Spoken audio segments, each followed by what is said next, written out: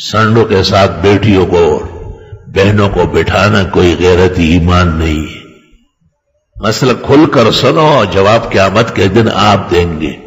میں کہوں گا کہ میں نے ممبر پر بیان کیا ہے، فضا و آسمان زمین گواہ ہے. پردہ کرو نہ کراؤ تم جانو، تمہارا کام جانے. ہم انشاءاللہ صاف ستھرے نکلیں گے. بیان کی خیانت میں ہماری گرفت انشاءاللہ نہیں ہوگی. بیان کی صداقت میں ہمیں انعام و اکرام ملے گا. وہ کبھی کبھی میں ایک قصہ بھی سناتا ہوں کہ میرے سگے بھانجے یہاں آئے تھے، باہر جا رہے تھے، تو وہ بار بار کہتا تھا کہ مامی سے ملنا ہے، مامی سے ملنا ہے، مومانی سے ملنا ہے. منصور صاحب کبھی کبھی ادھر لے جاؤ. میں نے کہا میرے سامنے بٹھاؤ. میں نے کہا مامی سے پردہ ہے، اندر نہ جانا. کوئی میرا؟ میں نے کہا آپ. بڑا خفا ہو کے چلا گیا. میری بہن نے مجھے پیغام بھیجا کہ یہاں آتے ہوئے احتیاط کرنا، خبردار کے اندر آئے. میں نے کہا میں اندر آ سکتا ہوں، تجھ سے لپک سکتا ہوں. تیرا بیٹا میری بیوی کا اجنبی ہے، اس سے پردہ فرض ہے. میں جب چند مہینے بعد گیا، اس وقت زمانے میں صحت تھی اور آنا جانا رہتا تھا. ایک جمعہ اپنی مسجد میں پڑھتا تھا اور ایک استاد محترم، شیخی و سیدی و سندی فخری و مفخری و وسیلتی اللہ، مولانا عبد الحنان صاحب کا حکم ہوتا تھا کہ ایک جمعہ ہمارے یہاں بھی پڑھو.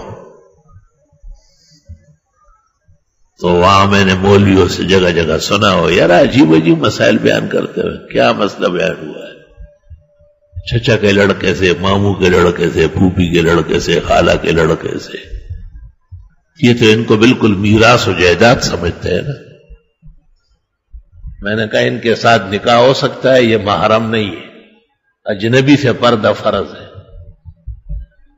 اور ہم نے اور مولویوں سے پوچھا ہے. میں نے کہا یہ گز و یہ میدان، یہ بازو میرے آزمائے ہوئے.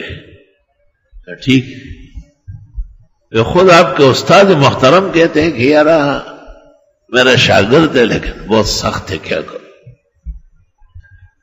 میں نے حضرت کو کہا کہ اگر اجازت ہو تو بعض اہم مسائل بیان کرنے کے لیے جہانگیرے کے اماموں کو، جو اس زمانے میں 22 مساجد تھی، اب تو 100 سے زیادہ ہے، میں نے ایک بچڑا منگوایا، اچھے باورچیوں کو طلب کیا. میں نے کہا بہترین پلاؤ اور قورمہ بناؤ، تندوری روٹیاں گرم گرم لگواؤ، اور مولویوں کو دعوت دی ہوئی ماموتا بھی بیادی موتا.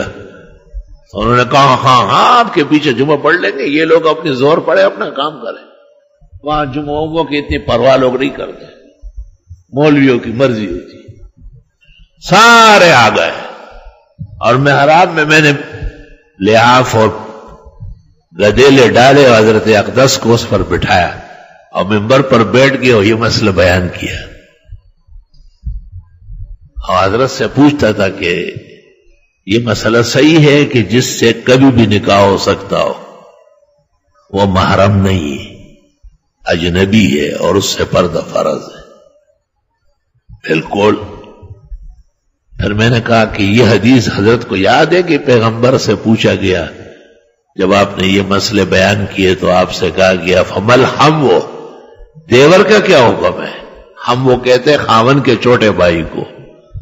پشتو میں اس کے لیے کوئی لفظ نہیں ہے، دوارو تلیور ہوئی، لیکن اردو اس میں بلیغ ثابت ہوئی ہے. خاون کے چھوٹے بھائی کو دیور کہتے ہیں اور بڑے کو جیٹھ کہتے ہیں. تو وہ دیور جو ہوتا ہے وہ چھوٹا بچہ ساتھ بڑا ہوتا ہے نا. تو پیغمبر سے جب پوچھا گیا کہ اس سے بھی پردہ بھابھی کرے گی تو آپ نے کہا الہم هو الموت، وہ تو موت سے بدتر ہے، کیونکہ اس کو بھابھی کو راضی کرنا آتا ہے کہ وہ کس چیز کو پسند کرتی ہے، زیادہ خطرہ ہے اس سے. یہ بھی میں نے حضرت سے پوچھا، تمام مولویوں سے. میں نے کہا بتاؤ اگر کوئی عالم تم میں ہو اور جو اس مسئلے کو کمزور اور غلط سمجھتا ہو تو میں بولو. سب نے کہا بس ہمارے لیے عمل کی دعا کرو. میں دا کھڑے آسان کر دے 100 منٹ کے بے دربانے من ہو دا سا خبر آتا. تو صرف یہ کہنا کافی نہیں ہے کہ جی محرم محرم آپ کرتے، محرم کا تعارف کرے. محرم اس رشتہ دار کو کہتے ہیں کہ جو رشتہ دار کبھی بھی آپس میں ان کا نکاح نہیں ہو سکتا ہو، جیسے ماموں کے ساتھ بھانجے کا کبھی نکاح نہیں ہو، تائے اور چچے کے ساتھ کبھی بھی نکاح نہیں ہوگا بھتیجی کا. علماء نے مزید تفصیل کی ہے کہ داماد ہے لیکن فحاش و عیاش ہے، اور ساس ہے اور وہ بھی ذرا بڑھاپے میں کڑی بن رہی ہے، تو ان کا بھی پردہ ہونا چاہیے. حسنچ برمائی کی ابن الحمام محقق نے فتح القدیر میں نقل کیا ہے. بھائی ہے سگا لیکن بے حیائی کی باتیں گھر میں کرتا ہے، بہن ہے لیکن بے حیا و بے شرم ہے، پردے کی باتیں کھل کر کرتی ہے. اس بہن بھائی میں بھی پردہ لکھا ہے، یہ بھی گناہ کر سکتے ہیں. سچ بولنا اور ممبر سے مسائل بیان کرنا، یہ اس کے لیے پیغمبر نے کہا انما بعثت معلما، مجھے تو مسائل بیان کرنے کے لیے بھیجا ہے. یہ مسائل تھے جس سے صحابہ چمک گئے. 5% مسائل اس کو معلوم ہے، 95 اس کے غائب ہے. اس کے اللہ اکبر. علماء دین نے پھر پردے پر کلام کیا ہے کہ بھئی ایک گھر میں بابی بھی ہے، بھاوج، دیور اور جیٹ بھی ہے. میں نے مولانا محمد یوسف لدھیانوی رحمت اللہ علیہ سے ایک دن پوچھا تو انہوں نے کہا ایسی صریح عبارت تو نہیں مل رہی ہے، لیکن اتنی کافی ہے کہ آمنے سامنے نہ ہو اور ان کے سامنے سر اور چہرہ وغیرہ وہ ذرا ڈکا ہوا ہو. ایک گھر میں اندازہ لگا ہوگا. اللہ اکبر و کبیر. اور یہ ریڑھی والے کے ساتھ اس کی دوستی ہے، مونگ پھلی بیچنے والے تو اس کا رات کا یار ہے. فرمایا کہ جس عورت کو گھر سے نکلنا ہو پرانے کپڑے پہن لے، میلی کچیلی چادر یا بور کا اوڑھ لے. ہاں، اور یہ تو ایسی نکلتی ہے کہ چوب گلشن بوئی آزلفے پریشان بگذرت، گل شود شرمند بلبل از گلستان بگذرت. زیب النساء نے کہا ہے کہ یہ تو ایسی تر و تازہ خوشبو مہکا کر باہر نکلتی ہے کہ پھول اور بلبل کو شرم آ جائے. اور قبور پر اپنے محارم کے والد والدہ، نانا نانی، دادا دادی، بھائی بیٹا، فقہاء نے لکھا ہے کہ یا سویرے جائے یا رات کے اندھیرے میں جائے تاکہ لوگ اس کو نہ دیکھیں.